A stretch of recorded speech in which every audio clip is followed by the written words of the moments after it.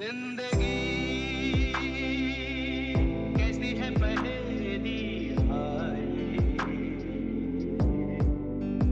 कभी तो हंसाए कभी ये रुलाए, कभी देखो मन नहीं जागे, पीछे पीछे सपनों के भागे, तो भी देखो मन नहीं जागे, पीछे पीछे सपनों के भागे, एक दिन सपनों का राही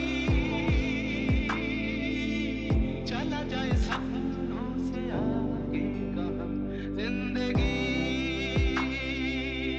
कैसी है पहेली हाय।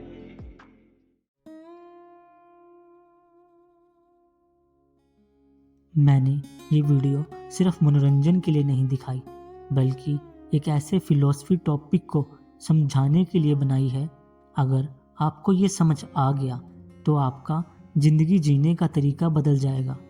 जब मुझे पहली बार अस्तित्ववाद के बारे में पता चला तो मुझे लगा कि ये टॉपिक तो सबको पता होना चाहिए, लेकिन इस टॉपिक पर ऐसी स्क्रिप्ट लिखना जिससे हर कोई इसे समझ पाए थोड़ा मुश्किल था।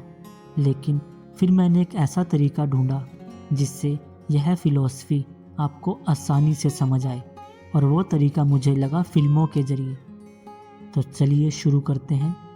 आपने तमाशा, आनंद और रंग दे बसंती जैसी फिल्में तो ज़रूर देखी होंगी, लेकिन क्या कभी सोचा है इन फिल्मों के किरदार सिर्फ कहानियाँ नहीं हैं, बल्कि हमारे ही सवालों का जवाब है। आज हम बात करेंगे इन फिल्मों के किरदारों में छिपी अस्तित्ववाद की झलक की, जो अस्तित्ववाद को बहुत बढ़िया तरीके से आपके सामने पेश करती है। ये वो किरदार हैं जो अपनी पहचान और अपनी ज़िंदगी के मकसद की तलाश में हैं। चलिए इन किरदारों की उस यात्रा को फिर से जीते हैं, पर इस बार एक नई नज़रिए से, जो शायद ही पहले आपने सोचा या देखा होगा। तमाशा एक ऐसी कहानी जो सभी को याद जरूर होगी। उसमें वेद, जो एक साधारण जीवन जी रहा है, लेकिन अंदर से कुछ और ही है। वेद एक ऐसा इंसान जो बचपन से कहानियों का दीवाना था, लेकिन बड़ा होते होते उसने अपनी पहचान को ही खो दिया। क्या आप खुद को वेद में देखते हैं? एक ऐसा व्यक्ति जो समाज की अपेक्षाओं के जाल में फंस गया है और खुद को भूल गया। वेद का किरदार अस्तित्ववाद का प्रतिरूप है। उसकी कहानी हमें ये सिखाती है कि जब तक आप अपनी सच्ची पहचान को स्वीकार नहीं करते, तब तक आप असल में जीवित नहीं होते। वेद जब अपने अंदर के कलाकार को फिर से खोजता है, तब जाकर उसे अपनी खोई हुई पहचान का पता चलता है। और ये वही पल है जब वेद अस्तित्ववादी संकट से बाहर निकलता है और अपनी असली मैं को पहचान पाता है। अब बात करते हैं आनंद की, एक ऐसी फिल्म जिसका हर डायलॉग आज भी हमारे दिलों में बसा है। आनंद को एक घातक बीमारी होती है, लेकिन फिर भी जिंदगी पूरी तरह जीता है। उसकी जिंदगी का मकसद बीमारी नहीं, बल्कि हर पल को जीना है। और आपने ये फेमस डायलॉग तो जरूर सुना होगा, और मुशाए जिंदगी बड़ी होनी चाहिए, लंबी नहीं। आनंद का किरदार हमें ये सिखाता है कि मौत का डर सिर्फ तब होता है जब हम जीवन को पूरी तरह से नहीं जीते। आनंद का हर पल यही बताता है कि हम चाहे जितनी भी बड़ी मुसीबतों का सामना करें, उससे कोई फर्क नहीं पड़ता, बल्कि असल सवाल यह है कि हम अपने अस्तित्व को कैसे देखना चाहते हैं। आनंद अपने आखिरी पल तक जीवन को गले लगाता है, और यही उसे अस्तित्ववादी हीरो बनाता है। एक ऐसा व्यक्ति जिसने मौत के डर को भी जीत लिया।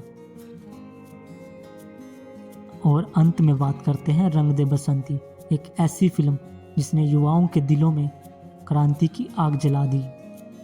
इस फिल्म का एक खास किरदार है डीजे, जो अपनी पहचान से अनजान रहता है, लेकिन डीजे एक बेपरवाह बेफिक्र युवा जो जिंदगी को सिर्फ मजे के लिए जी रहा है। लेकिन जैसे जैसे कहानी आगे बढ़ती है वह अस्तित्व और जिम्मेदारियों को पहचानता है। डीजे का सफ़र हमें यह सिखाता है कि जब तक आप अपनी ज़िंदगी के मकसद को नहीं पहचानते तब तक आप खोए हुए हैं। जब डीजे अपने दोस्त की मौत और देश के हालातों से प्रभावित होता है तो वह अपने अस्तित्व के असली अर्थ को समझता है कि ज़िंदगी सिर्फ जीने के लिए नहीं बल्कि कुछ बड़ा करने के लिए है। अस्तित्ववादी नज़रिए से डीजे का किरदार इस बात की मिसाल है कि एक व्यक्ति अपनी पहचान मकसद को कैसे खोज सकता है। कहानी आगे बढ़ती है, वह अस्तित्व और जिम्मेदारियों को पहचानता है। डीजे का सफ़र हमें यह सिखाता है कि जब तक आप अपने ज़िंदगी के मकसद को नहीं पहचानते तब तक आप खोए हुए हैं। जब डीजे अपने दोस्त की मौत और देश के हालातों से प्रभावित होता है तो वह अपने अस्तित्व के असली अर्थ को समझता है कि ज़िंदगी सिर्फ जीने के लिए नहीं बल्कि कुछ बड़ा करने के लिए है। अस्तित्ववादी नज़रिए से डीजे का किरदार इस बात की मिसाल है कि एक व्यक्ति अपनी पहचान मकसद को कैसे खोज सकता है। तो देखा आपने, ये सिर्फ कहानियाँ नहीं हैं बल्कि हमारे खुद के सवालों का जवाब है। वेद, अनंत और डीजे जैसे किरदार हमें ये सिखाते हैं कि ज़िंदगी का असली मकसद क्या है। क्या आप भी अपने जीवन के अस्तित्व पर सवाल उठाते हैं? क्या आपने अपनी पहचान खोज ली है या अभी भी तलाश जारी है? हमें कमेंट में ज़रूर बताएं। तो मिलते हैं आपके सवालों और नई दृष्टि के साथ अगली वीडियो में। धन्यवाद।